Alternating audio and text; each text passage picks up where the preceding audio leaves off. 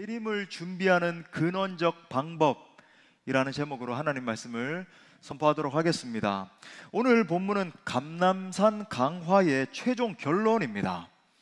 예수님께서 21장 처음부터 지금 이 부분까지 마지막 날들에 어떠한 징조가 있을 것인지에 대해서 여러 가지로 예언을 하신 거예요. 물론 이 예언의 내용에 대해서 제가 다 다루면 좋겠지만은 여러분, 그걸 다 다루면 제가 한 10시간을 여기에 머물러야 될 것 같아요. 그렇게 하지 못하고 제가 실제로 이제 설교를 할 때 종종 언급 드리기도 하고, 그 다음에 앞으로도 이제 계속 말씀을 드릴 테니까요. 여러분, 그 내용의 구체적 내용에 대해서는 언급하지 않겠습니다. 자, 그리고 난 다음에 우리가 이 마지막 때를 과연 어떻게 준비해야 될 것인지를 말씀을 하고 계시는 거예요. 자, 성경에 보면은 예수님께서 자주 너희는 이 마지막 환란의 시대를 대비해야 되고 그걸 위해서 준비해야 된다, 또는 내가 반드시 다시 올 텐데 너희는 내가 재림할 바로 그날을 위해서 준비하라 라고 말씀하시는 것을 볼 수 있어요. 왜 그럴까요? 마지막 환란의 때를 준비하지 않으면 그 환란의 극심함으로 인해서 결국 넘어지게 되고 배도의 자리에까지 떨어질 수 있기 때문입니다. 또한 이와 동일하게 예수님의 재림의 날을 철저하게 준비하지 않으면 급기야 구원의 반열에 서지 못하게 되고 결국 최종 심판당하게 되기 때문이에요. 그래서 오늘부터 누가복음 21장 29절부터 36절을 중심으로 해서 3시간에 걸쳐서 어떻게 주님의 재림을 준비할 것인가에 대해서 말씀을 나누고자 합니다. 오늘 그 첫 번째 시간으로 이 주님의 재림을 준비하는 가장 이 근본적인 방법이 무엇인가에 대해서 나누려고 그럽니다. 말씀을 통해서 여러분 모두가 이 마지막 시대와 예수님의 재림의 날을 정말 또렷하게 인식하시고 또 그 날을 철저히 준비하는 예수님의 신실한 제자들로 설 수 있기를 간절히 축복합니다. 자, 크게 두 가지로 살펴보겠습니다. 자, 첫 번째는 제가 여러분에게 자주 주시시켜 드리는 명제예요. 마지막 때에는 영적인 분별력이 매우 중요합니다. 우리 한번 따라합시다. 마지막 때에는 영적인 분별력이 중요하다. 자, 이 마지막 시대에 대한 이 예언들 끝에 지금 굉장히 중요한 비유 하나를 말씀을 하시는 거예요. 자, 29절 말씀해 보니까 이에 비유로 이르시되 무화과 나무와 모든 나무를 보라. 자, 왜 무화과 나무와 모든 나무를 지금 예수님이 한번 봐봐, 한번 너희가 관찰해봐 이렇게 말씀을 하셨을까요? 그 이유에 대해서 말씀을 하세요. 나무에 싹이 나게 되면은 우리가 그 현상을 보고 이제 여름이 가까이 왔구나, 이제 조금 있으면은 여름이 돼서 막 잎이 무성해지고 더 있으면은 막 열매가 맺고 이런 일들이 일어나겠구나 안다라고 하시는 거예요. 이게 무슨 말인가? 예수님이 앞서서 쭉 21장에 관해서 21장에 그 다음에 마태복음에서는 마태복음 24장에 이게 전부 다 연결돼요. 다니엘서 말씀 다 연결해서 그 다음에 마태복음 24장, 누가복음 21장, 그 다음에 요한계시록의 말씀, 그 다음에 사도 바울이 곳곳에서 이야기한 것들이 있거든요. 그런 것들이 다 이게 연결이 돼서 이제 주님 오시는 것들이 예비가 되는 건데, 아무튼 이 21장이죠. 이 누가복음 강해를 하고 있으니까 이 예수님이 앞서 말씀하신 21장의 내용, 이러한 징조들이 일어나게 될 텐데 이것이 있으면은 예수님의 재림이 가까운 줄 알게 된다는 거예요. 지금 그 비유를 들고 있는 겁니다. 자, 이걸 다른 말로 표현을 하자면은 마지막 때에는 아주 의미심장한, 우리가 인식할 수 있는 아주 극명한 현상들이 일어나게 될 거야 라는 말이에요. 자, 그런데 이 여러 가지 징조들을 보고 예수님의 재림이 임박했음을 감지하는 무리들이 있는데 성경에서 자주 이렇게 말합니다. 그들은 소수예요. 소수라고 말해요. 그 다음에 반대로 예수님의 징조들을 보고도 이 재림이 임박했음을 감지하지 못하는 무리들이 있는데 그들은 다수입니다. 자, 마지막 때에 이와 같은 어떤 영적인 나뉨 현상이라 그럴까요? 영적인 갈라짐의 현상이라 그럴까요? 하여튼 이런 갈라짐의 현상이 일어나게 될 것이라는 거예요. 자, 제가 자주 강조하는 것이 있습니다. 마지막 때에 이런 모든 것들을 바라보고 그 다음에 이제 소수가 정말로 그걸 감지해가지고 주님 오실 길을 예비하게 되고 나머지 다수는 그냥 멍하게 있다가 심판당하게 되는데, 그런 의미에서 가장 중요한 어떤 영적인 은사가 무엇이라고 말씀드렸습니까? 맞아요. 영적인 분별력이에요. 우리 한번 따라합시다. 영적인 분별력. 예. 물론 뭐 방언이라든지 예언의 말씀, 신유, 내적 치유, 능력 행한, 가르침, 섬김, 또 여러 가지 기능적이고 예술적인 어떤 재능 등 모든 은사들이 필요하고 다 귀합니다. 이 모든 것들이 주의 몸된 교회와 하나님 나라 확장을 위해서 쓰이는 그런 은사들이죠. 그런데 여러분, 이 특히 마지막 시대에는, 특히 예수님의 재림이, 여러분 보십시오. 이걸 갖다가 그냥 통전적으로 예수님 초림 이후가 다 마지막 시대다, 그 말도 맞아요. 그런데 보세요. 예수님이 재림하시는 정확한 시점이 있다는 거예요. 맞잖아요. 예수님의 재림이 뭐 다발적으로 이루어지는 게 아니라 단회적인 사건입니다. 그렇기 때문에 예수님의 재림이 가까워 올 때에 일어나는 그런 시기가 있다는 거예요. 그렇죠? 여러분 이거 인식하겠죠? 바로 이때에 가장 중요한 성령의 은사는 무엇인가? 영분별입니다. 왜 그럴까요? 수많은 미혹의 무리들이 일어나서 우리의 영안을 어둡게 만들고 미혹에 빠뜨리기 때문이에요. 누가복음 21장 8절 말씀. 자, 감람산 강화가 나오면서 초두에 이르시되 미혹을 받지 않도록 주의하라. 왜 이렇게 말씀하셨을까요? 이런 일들이 일어나게 될 텐데 미혹당하게 돼 너희가. 그렇기 때문에 이런 전제를 깔고 주님이 지금 말씀하신 거예요. 많은 사람이 내 이름으로 와서 이르되 내가 그라하며 때가 가까이 왔다 하겠으나. 여러분 보십시오. 지금 이 시대에도 그런데 많은 거짓 선지자들이 나와서 뭐라 그러냐면 때가 가까이 왔다 그래요. 이제 곧 마지막 시대다, 주님 다시 재림하신다. 여러분 그러면은 성도들이 이렇게 반응합니다. 아하, 주님 다시 오신다, 이제 곧 오신다, 이렇게 강조하는 사람이네. 저 사람 깨어있는 사람이네. 틀림없어.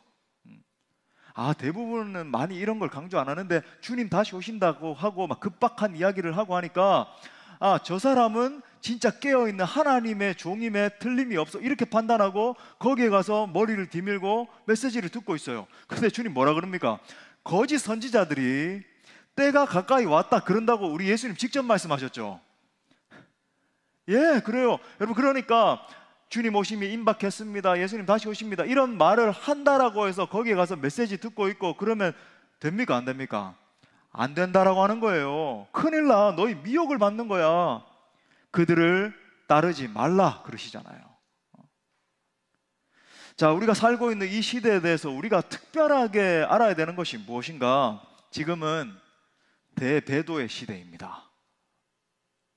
대배도의 시대예요. 사도 바울은 마지막 때에 큰 배도가 일어난다라고 경고합니다. 데살로니가 후서 2장 3절에 보니까 누가 어떻게 하여도 너희가 미혹되지 말라. 무슨 뭐를 그죠? 대단한 진리를 이야기하는 것 같고 그렇게 하더라도 기적이 일어나고 하더라도 미혹되면 안 돼. 먼저 배교, 이 배도와 똑같은 뜻이에요.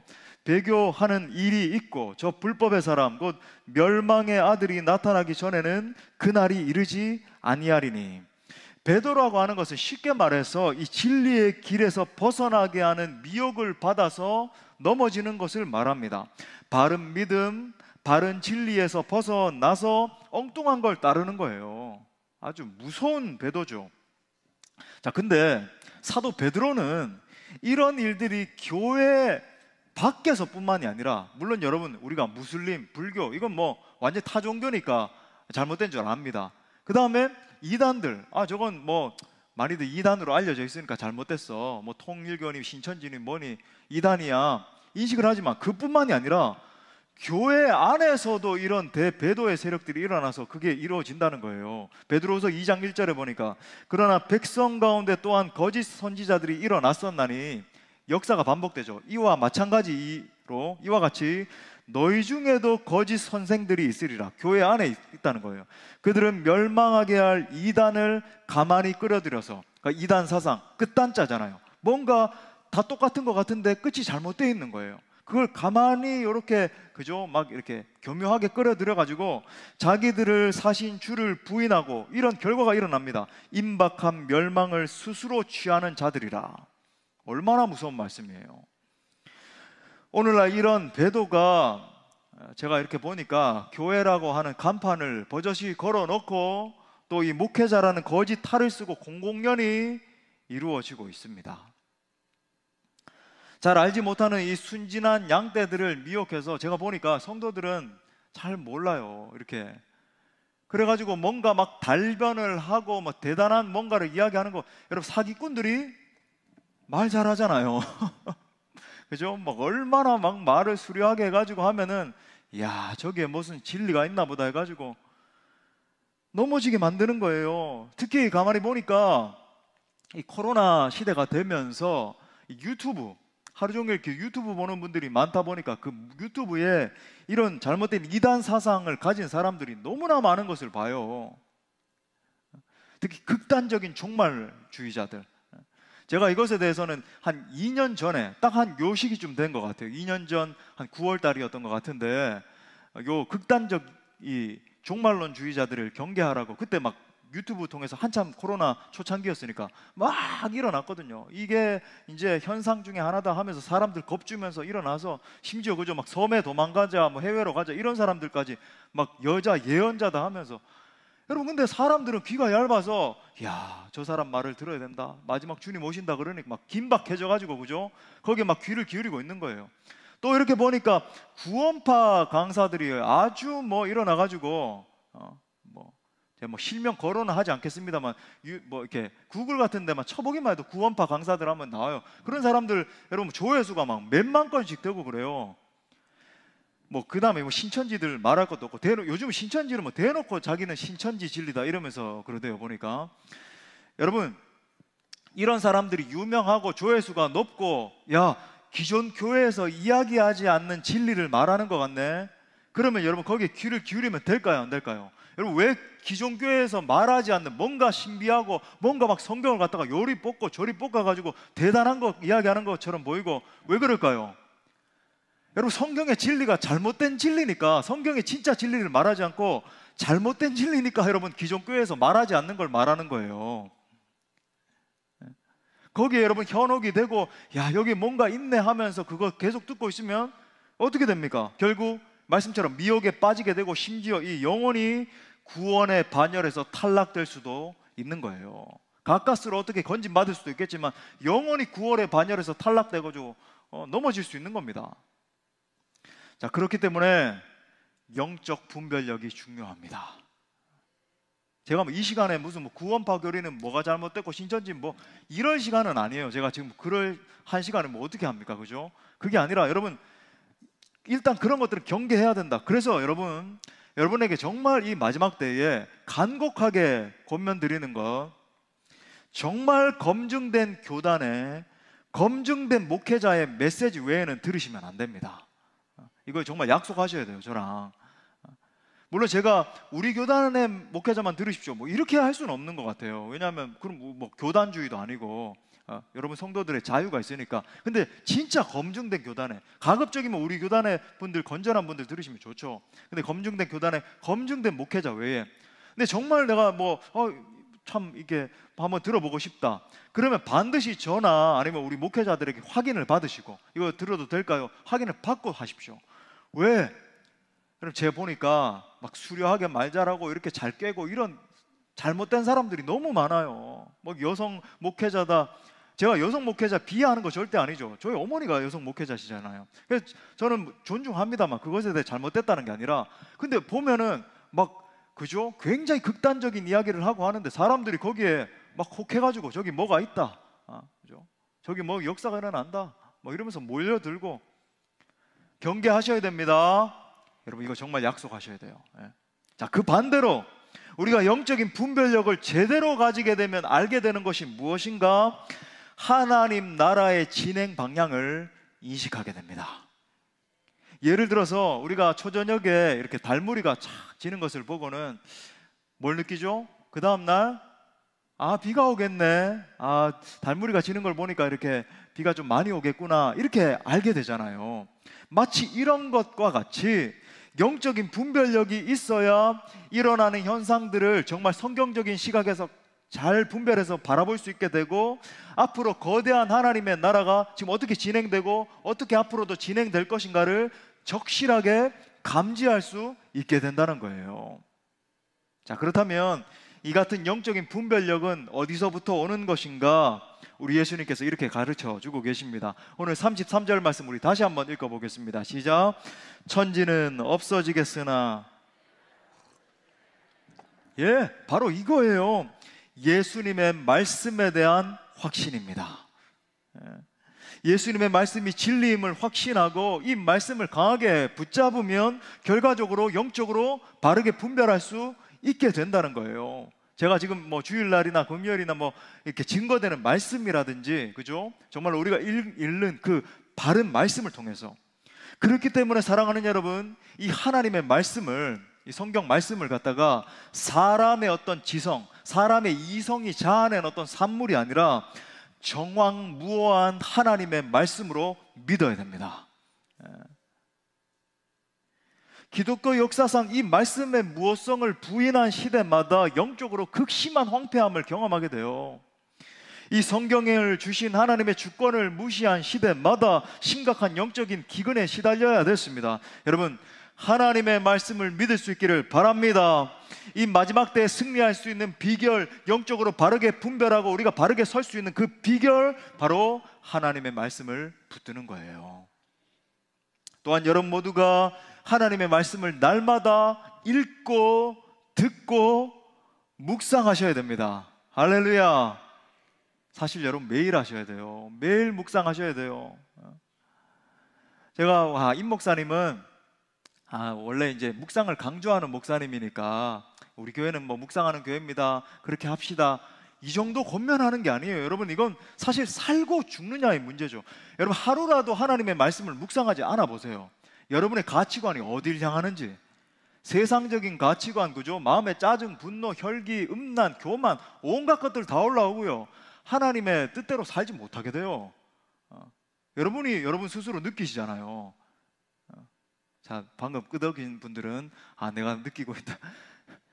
진짜 그렇게 된다니까요. 매일매일 정말로 하나님의 말씀을 읽고 듣고 묵상 수술을 하셔야 돼요. 관찰, 해석, 적용. 아멘이십니까?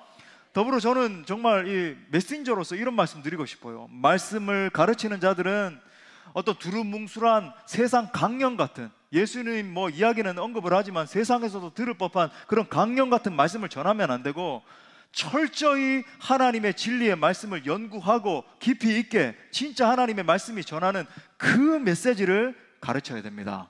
왜 그렇습니까? 그래야 모든 성도가 진리이신 하나님의 말씀 안에 구비될 수가 있기 때문이에요. 메신저들의 최고의 사명은 뭐냐면 성도들을 말씀으로 구비시키는 거예요. 진리이신 하나님의 말씀을 철저히 붙들므로 말미암아 영적인 분별력이 살아있는 우리 모든 수원 동부교회 권속들, 온 성도들 될 수 있기를 축복합니다. 자, 두 번째로, 사실 이게 더 중요해요.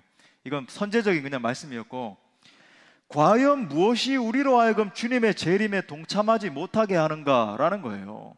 이게 우리의 화두입니다. 과연 무엇이 우리로 하여금 주님의 재림에 동참하지 못하게 하는가?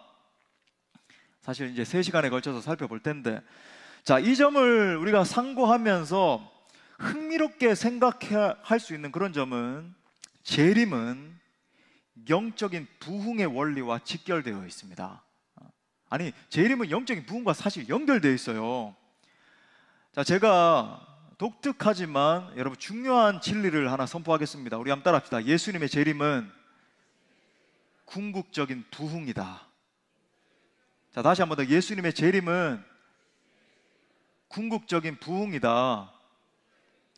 여러분, 이 마지막 때에 이 가치를 반드시 붙드셔야 됩니다.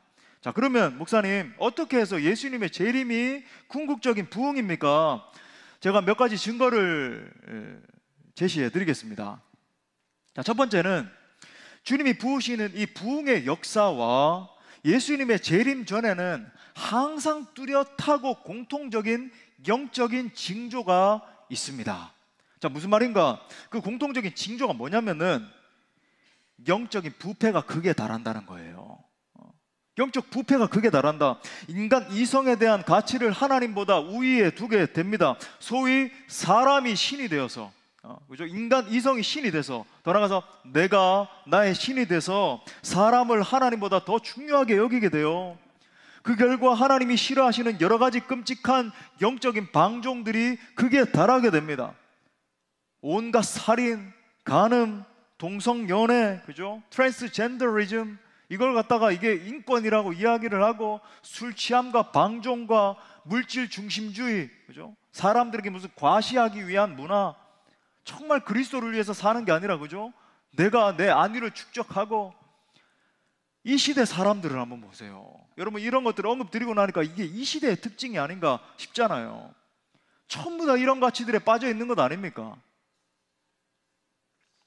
자, 두 번째, 부흥이 일어날 때와 재림의 때는 뚜렷한 두 부류로 극명하게 갈라지게 됩니다.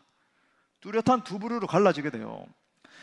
자, 부흥의 때를 이렇게 살펴보면, 부흥의 때는요, 이 부흥을 경험하는 자와, 정말 부흥을 갈망하고 그 속에서 부흥을 경험하는 자와 그 중간 노선이 있는 게 아니라 부흥을 반대하고 부흥을 방해하는 자로 갈라지게 됩니다. 자, 역사적인 예를 들어볼까요? 역사는 항상 이렇게 반복이 되잖아요. 자, 이 부흥에 대해서 실제 부흥을 일으킨 주역으로 쓰임 받았고, 그죠? 그리고 이 부흥을 갖다가 아주 신학적으로 잘 정리한, 제가 참 가장 존경하는 목회자 중에 한 분인데, 이 조나단 에드워드 목사님이죠. 제가 여러분에게 자주 언급드리는 이 조나단 에드워드 목사님이 이제 1차 대각성 운동을 이제 일으킨 주역으로 쓰임 받았죠. 주님이 일으키셨지만 쓰임 받았잖아요. 그래서 이제 이 에드워드 목사님을 중심으로 해서 부흥을 사모하는 자들이 막 일어나기 시작했습니다. 조나단 에드워드 목사님은 그의 설교를 통해서 이 하나님의 심판에 대해서 굉장히 강조했거든요. 이 심판에 대한 두려움의 메시지를 전했는데, 그의 설교를 듣고 수많은 사람들이 자신의 심령을 찢으며 회개하고 주님 앞에 돌아오는 역사가 일어났습니다. 자, 그런데 그 당시에 그런 놀라운 부흥의 역사에 반대하는 자들이 일어났어요. 찰스 촌시를 비롯한 상당수의 목회자들, 소수가 아니었습니다. 뭐 어떤 기록에는 막 120명 이상이 됐다 그러는데, 엄청난 무리의 목회자들이 일어나서 당시 부흥의 주역으로 쓰임받던 조나단 에드워드와 조지 휘필드의 부흥 운동을 막 조직적으로 방해하고, 심지어 공격하는 논문까지 학회에다가 발표를 하면서 이 부흥을 가로막고, 그죠? 막 공격하고 이런 일을 했다고요. 이 말씀을 왜 드리는가? 재림의 때도 동일한 일이 일어납니다. 여러분, 예수님의 재림의 때는 분명한 두 부류로 갈라지게 돼요. 한 부류는 예수님의 재림에 대해서 선포하고 예수님의 재림을 준비하며, 또한 이 환난과 핍박을 믿음의 힘으로, 그죠? 끝까지 견디는 자는 구원을 받으리라 그러셨잖아요. 끝까지 인내로서 견뎌낸, 이런 말 드릴까요? 거룩한 신부 그룹이 있는 겁니다. 겸비된 거룩한 신부 그룹이 있어요. 반면에 어떤 또 다른 부류는 예수님이 계속 강조하심에도 불구하고, 하나님은 늘 선지자들을 보내셔서 경계하시거든요. 그럼에도 불구하고 그 메시지를 듣지 않고 계속 그냥 자기 자아대로 살아가고 자기 주장하기 좋아하고, 그러면서도 자기가 그런 죄에 빠져 있는지도 모르고 이게 바른 길인 줄 알고, 그러다가 여러분, 그 사람이 그냥 거기에 있는 게 아니에요. 그냥 정상적으로 신앙생활하고 있고 뭐 그러는 것 같으니까 나중에 구원받겠구나, 그게 아니에요. 여러분, 그 자아대로 살아가면 결국은 배도하게 되고 영원한 패망 가운데 들어가게 되는, 여러분, 다수의 그룹이 있다라고 하는 거예요. 늘 여러분, 주님 말씀하시잖아요. 구원받는 그룹은 소수다. 자, 세 번째, 사실 이게 더 중요합니다. 제일 중요한데, 이 부흥을 경험하는 것과 예수님의 재림을 준비하는 것은 둘 다 심판과 관련이 있습니다. 심판과 관련이 있어요. 여러분, 이 영적인 부흥을 내가 경험하지 못했다라고 하는 것은 단순히 뭐 내가 뜨거운 체험을 하지 못했고 강력한 어떤 능력을 받지 못해서 난 그냥 평범한 신자고 저 사람은 능력받은 사람이고 이런 차원에 머무는 게 아닙니다. 여러분, 영적인 부흥을 경험하지 못한 자는 결국 심판에 처해지게 됩니다. 왜 그런가? 여러분, 부흥이라고 하는 것은 하나님의 불이 임하는 거예요. 제가 지금 말씀드린 건 이 개인적인 부흥도 말하는 거고, 이거 더 확대시키면 이제 공동체적인 집단적인 부흥도 의미하는 거죠. 근데 여러분, 이 개인에게도 그렇고 집단에게도 그렇고 부흥이 일어난다라고 하는 것은 하나님의 불이 임하는 거예요. 할렐루야. 근데 여러분, 불의 특징이 뭐죠? 하나님의 불의 특징, 맞아요. 예, 하나님의 불은 소멸하는 불입니다. 태우는 불이죠. 정련케 하시는 불인 거예요. 깨끗게 하시는 불.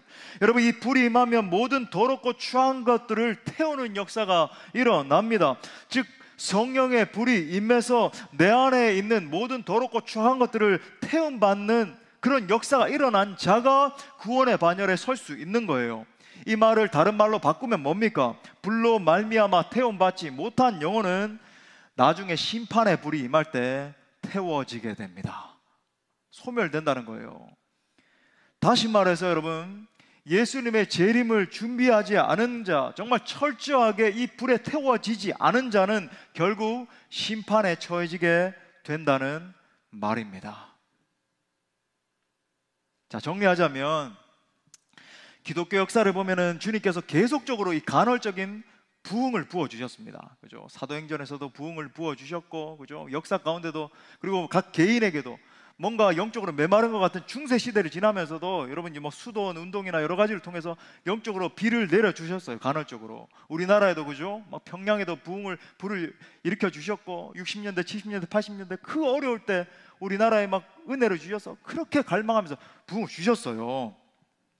그리고 주님은 이렇게 성경의 역사를 이렇게 보면은 마지막 때의 대부흥, 이 대부흥의 형태는 각자 형태는 다를 수 있어요. 각자 개인에게 임하는 부흥일 수도 있고, 정령케 하는 여러분 십자가의 부흥이 일어나서 정말 정결케 되는 부흥일 수도 있고, 그죠? 하나님이 주시겠지만 여러분, 그런 부흥에 대해서 이야기를 하고 있고, 더 우리가 정말 갈급한 마음으로 갈구하고 있는 건 뭡니까? 우리 교회도 그 거대한 부흥의 파도 속에 들어가길 위해서 기도하고 있습니다. 정말 우리 교회는 부흥을 사모하는 교회입니다. 예, 기도하고 있는데, 자, 이 부흥과 관련해서 우리가 알아야 되는 것이 무엇인가? 궁극적인 이 부흥의 최종 결말은 주님의 다시 오심입니다. 여러분, 이걸 잊어버리시면 안 돼요. 제가 세 가지로 논증을 했습니다. 그죠? 궁극적인 부흥의 최종 결말이 여러분 주님의 다시 오심이에요. 자, 그렇다면 질문을 한번 보겠습니다. 우리가 처음에 던졌던, 과연 무엇이 우리로 하여금 주님의 재림에 동참하지 못하게 만드는가라는 질문을 이렇게 바꿀 수 있어요. 과연 무엇이 우리로 하여금 주님이 주시는 이 부흥에 동참하지 못하게 만드는가? 이 질문에 대한 답이 이어지는 34절에 나옵니다. 오늘 우리가 읽지는 않았지만 우리 34절 말씀 다 같이 읽겠습니다. 시작. 너희는 스스로 조심하라. 생활의 염려로 마음이 둔하여지고 뜻밖의 그날이 덕과 같이 너희에게 임하리라. 아멘. 여기서 핵심이 뭐예요? 마음이 둔하여지고라는 말이에요. 거기에 줄을 치십시오. 마음이 둔하여지고. 종말론적인 신앙을 위협하는 가장 큰 요소가 무엇인가? 바로 우리의 마음이 둔하여지는 것입니다. 다시 말해서 부흥이 오지 못하게, 내 개인의 부흥이든 공동체적인 부흥이든 이 부흥이 오지 못하게 가로막는 가장 근원적인 요소가 무엇인가? 저와 여러분, 즉 우리의 마음이 둔하여지는 거예요. 또 이 마음이 둔하여지게 만드는 그 세부적인 요소들에 대해서는 제가 다음 시간에, 다음 주에 말씀을 드리려고 합니다. 이번 시간에는 이 마음이 둔하여진다라고 하는 것이 대체 뭔가? 여러분, 이 마음이 둔하여지는 현상을 가장 잘 보여주는 본문이 창세기 3장이에요. 자, 창세기 3장 4절부터 6절에 보니까 이렇게 말합니다. 뱀이 여자에게 이르되 너희가 결코 죽지 아니하리라. 너희가 그것을 먹는 날에는 너희 눈이 밝아 하나님과 같이 되어 선악을 알 줄을 하나님이 아심이니라. 여자가 그 나무를 본즉 먹음직도 하고 보암직도 하고 지혜롭게 할 만큼 탐스럽기도 한 나무인지라. 여자가 그 실과를 따먹고 자기와 함께한 남편에게도 주매 그도 먹은지라. 아멘. 자, 말씀해 보니까 죄의 본질이 뭐예요? 죄의 본질이 뭔 것 같습니까?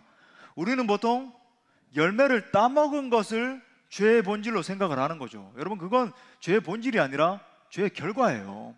물론 여러분, 열매를 따먹은 것도 나쁜 겁니다. 왜? 하나님이 하지 말라고 한 것을 불순종하고 했으니까 결론적으로 나쁜 결과가 초래된 거예요. 불순종이라고 하는 것은 아주 심각한 죄의 결과죠. 잘못된 거예요. 자, 하지만 이 죄를 짓기 전에 하와의 마음 속에서, 여러분, 만물보다 부패한 것이 마음이라 그랬죠. 마음에서 항상 현상이 일어나요. 이 마음에 이미 죄의 본질적인 현상이 나타나잖아요. 6절에 보니까 여자가 그 나무를 본즉 먹음직도 하고 보암직도 하고 지혜롭게 할 만큼 탐스럽기도 한 나무인지라. 지금 이 여자의 마음 가운데 무슨 일이 지금 발생하고 있습니까? 이 나무를 보니까 먹음직도 하고 보암직도 하고 지혜롭게 할 만큼 탐스러운 나무로 막 보여지기 시작하는 거예요. 이 아름다운 나무를 보는 순간, 그죠? 막 이 탐스러운, 너무나 막 선망이 되는 이 나무를 보는 순간에 자기를 창조하신 창조주는 눈에 들어오지 않는 거예요. 자신을 그렇게 사랑하시는 하나님의 말씀은 더 이상 중요치 않게 된 겁니다. 함께 에덴 동산을 거닐면서 교제하고 함께 대화하고 그렇게 사랑하던 하나님의 음성은 온데간데 없어지는 거예요. 여러분, 무슨 말입니까? 우리의 마음속에 하나님보다 더 갈망하는 무언가가 생긴 거예요. 이 마음속에 하나님보다 더 사모하고 더 사랑하고 더 계속 생각이 나고 하나님보다 더 갈구하는 무언가가 생긴 거예요. 여러분, 이것이 죄의 본질입니다. 자, 오늘 말씀을 따르면 이것이 마음이 둔하여진 모습이죠. 마음이 둔하여지면 어떻게 될까요? 당연히 영분별은 사라지는 거예요. 무엇이 과연 진리인지, 어디에서 하나님의 진리의 말씀이 떨어지는지, 내가 과연 무엇을 붙잡아야 되는지 분별하지 못하는, 여러분, 우둔한 상태가 되는 거죠. 그래서 뭐 수려한 언변을 자랑하고 뭔가 대단한 가치를 이야기하는 사람,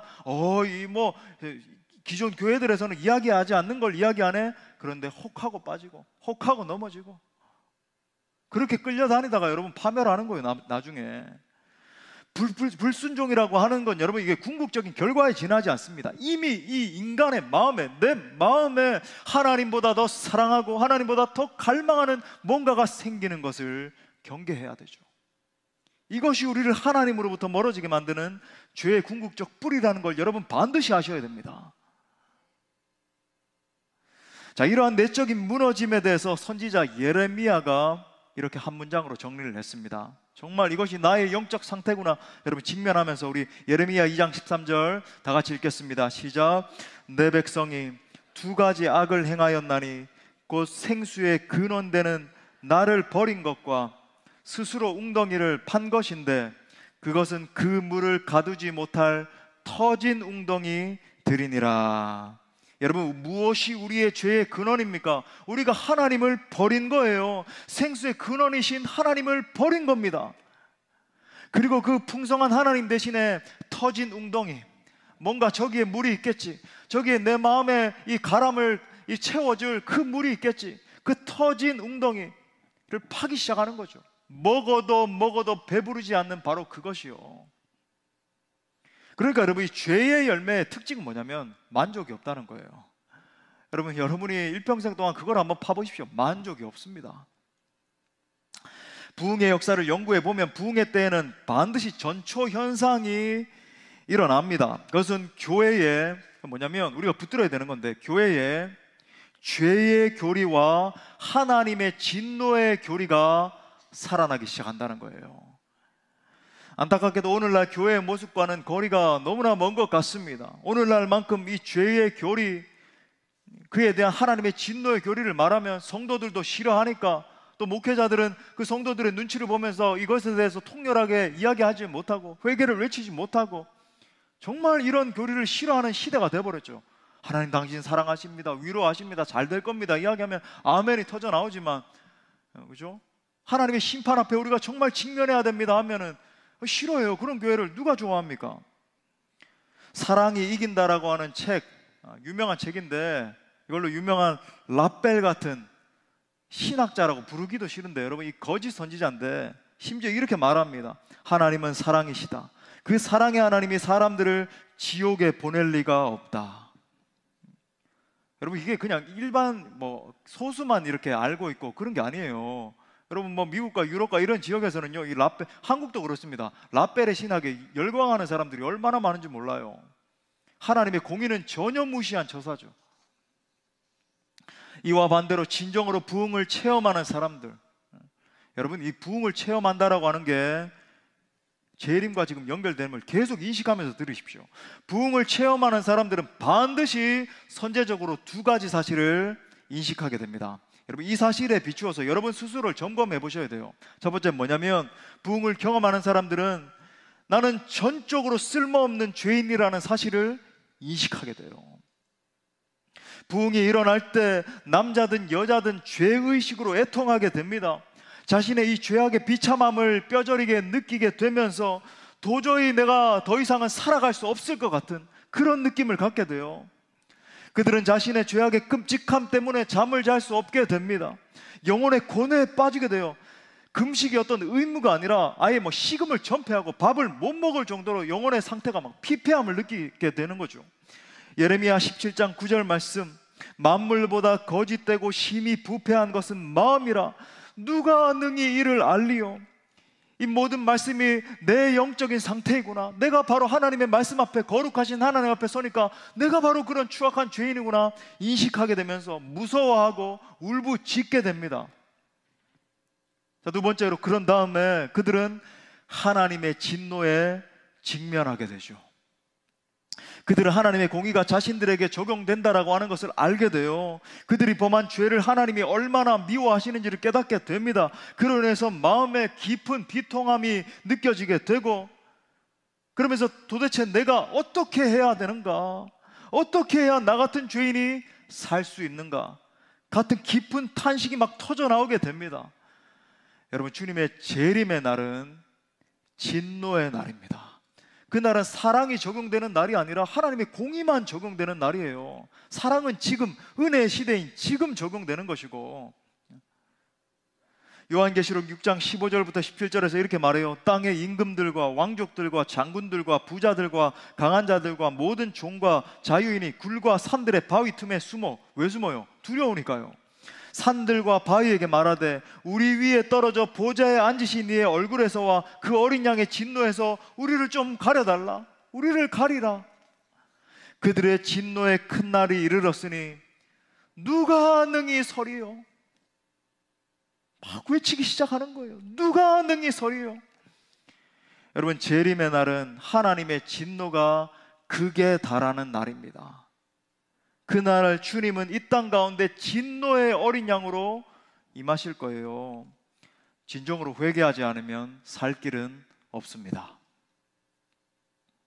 자, 이에 대해서 실제로 이제 1차 대각성 운동을 이끌었던 조나단 에드워드 목사님, 이제 에드워드 목사님의 책들을 보면은 부흥의 역사와 religious affection 그러는데, 이때의 어떤 신앙 감정론이거든요. 한글 번역은 아주 두꺼운 책인데, 이런 데 보면 어떤 감정적인, 이성적인, 우리 전인격적인 변화가 일어나는지에 대해서 아주 디테일하게 이렇게 기록을 한 그런 신학자예요. 여러 가지 책이 많이 있습니다만은, 특별히 여러분 그의 이 부흥 이야기, 놀라운 부흥 이야기라는 그 책이 있는데 부흥과 개혁사에서 출판이 됐습니다. 여러분 읽어보셔도 좋아요. 그건 두껍지 않은데, 이 죄와 심판에 대한 각성이 일어날 때 어떤 일이 일어나는지에 대해서 이렇게 기록을 하고 있습니다. 왜냐하면 이분이 부흥을 실제로 경험도 했고 부흥의 주역이었잖아요. 이끌었던 주역이기 때문에 부흥의 내용을 아주 상세하게 이렇게 신학적으로 정리를 했어요.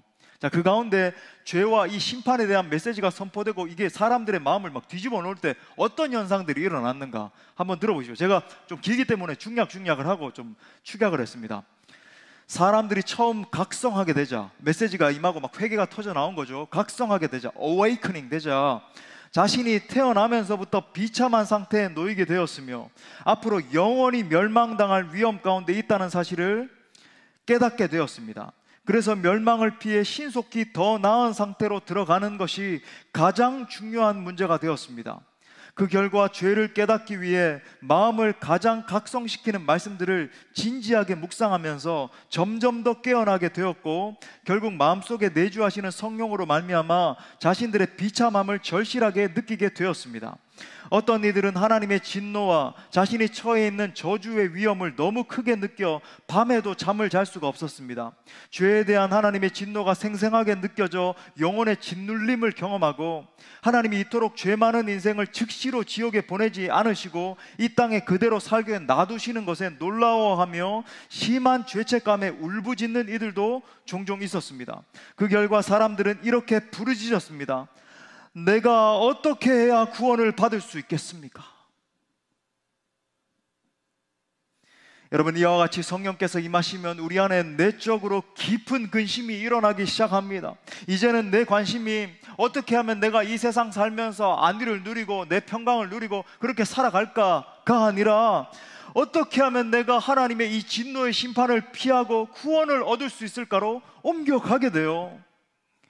사도 바울은 두 가지 근심이 있다라고 말을 합니다. 고린도후서 7장 10절에서 하나님의 뜻대로 하는 근심은 후회할 것이 없는 구원에 이르게 하는 회개를 이루는 것이요, 세상 근심은 사망을 이루는 것이라. 하나님의 뜻대로 하는 근심이 있고 또한 세상 근심이 있다라고 말하죠. 이 두 근심의 차이가 뭡니까? 하나는 회개를 이루는 근심, 우리를 살게 하는 근심이고, 다른 하나는 사망에 이르게 하는 근심이에요. 더럽고 추악한 나의 모습을 자각하면서 하나님, 제가 대체 어떻게 살 수 있겠습니까? 하나님, 제가 진정으로 회개하오니 저의 영혼을 불쌍히 여겨 주옵소서라고 외치는 그 근심은 회개를 이루는 근심인 거죠. 하나님, 제가 이제까지는 내 영광만을 위해서 살아왔습니다. 주님, 제가 이제는 철저히 회개하오니 하나님을 더욱 사랑하고 주의 사랑을 만방에 증거하게 하여 주옵소서라고 드리는 이 부르짖는 근심은 구원에 이르게 하는 근심인 것입니다. 사랑하는 형제 자매 여러분, 우리가 하나님 앞에 나아가 전폭적으로 회개하면 하나님의 자비가 나를 붙들어 주십니다. 그 하늘 아버지 앞에 나아가, 여러분 무슨 수려한 언어도 필요 없어요. 그저 아버지요, 아버지, 제가 죄인입니다. 저는 주님의 자비가 철저히 필요한 죄인 중에 괴수입니다. 하나님, 나를 건져 주옵소서 고백하기만 해도 주님은 우리를 용서하시는 분이세요. 요한일서 1장 9절 말씀 우리 다 같이 우리 가슴에 새기며 읽겠습니다. 시작. 만일 우리가 우리 죄를 자백하면 그는 미쁘시고 의로우사 우리를 죄를 사하시며 우리를 모든 불의에서 깨끗하게 하실 것이요. 아멘.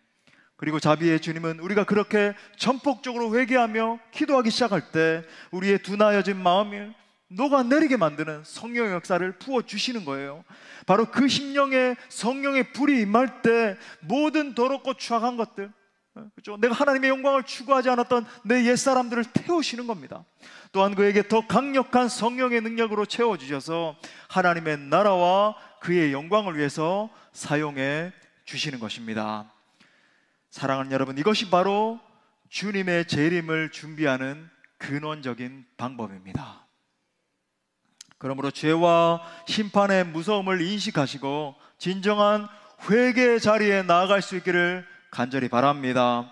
하나님의 임재를 정말 회복할 수 있기를 축복합니다. 말씀의 결론을 맺겠습니다. 우리 교회는 이렇게 묘사하고 싶네요. 우리 교회는 궁극적인 부흥을 사모하는 교회입니다. 이 마지막 때에 저는 우리 교회에 진정한 부흥이 일어나기를 간절히 원하고, 그 부흥의 물길이 이 나라와 온 열방을 태우시길 위해서 정말 간곡한 마음으로 기도하고 있습니다. 오늘 말씀에 따르면 여러분, 이것이 어떤 의미죠? 이것이 바로 주님 다시 오실 길을 예비하는 가장 적극적인 운동이에요. 무브먼트입니다. 운동이에요. 자, 그렇다면 저의 진중한 질문은 바로 이것입니다. 여러분은 그 부흥을 진정으로 사모하십니까? 그냥 잠시가 아니라 이 비천한 설교자의 언어가 선포될 때만이 아니라 여러분은 진짜 부흥을 사모하십니까? 진짜 내 인생에, 우리 가정에, 우리 교회에, 그리고 이 땅에 부흥이 임하기를 사모하며 기도하고 계십니까? 그렇다면 먼저 자신의 부패함에 직면해야 됩니다. 내 마음이 얼마나 둔하여져 있는지, 내가 얼마나 하나님의 임재로부터 도태되어 있는지를 봐야 되는 거예요. 그로 인한 하나님의 진노로 나는 지금 지옥불에 떨어지기 직전이라고 하는 사실을 인식해야 됩니다. 그것 때문에 내 마음에 무너져 내려야 돼요. 하나님께 울부짖어야 됩니다. 아버지여 나를 건져 주옵소서. 여러분, 하나님보다 더 사랑하는 그 한 가지가 과연 무엇입니까? 돈 아닙니까? 명예 아니에요? 인기입니까? 육신적인 쾌락이에요? 내 자식입니까?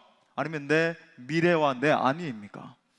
하나님보다 더 사랑하는 그 무엇이 있으면 마음이 둔하여지죠.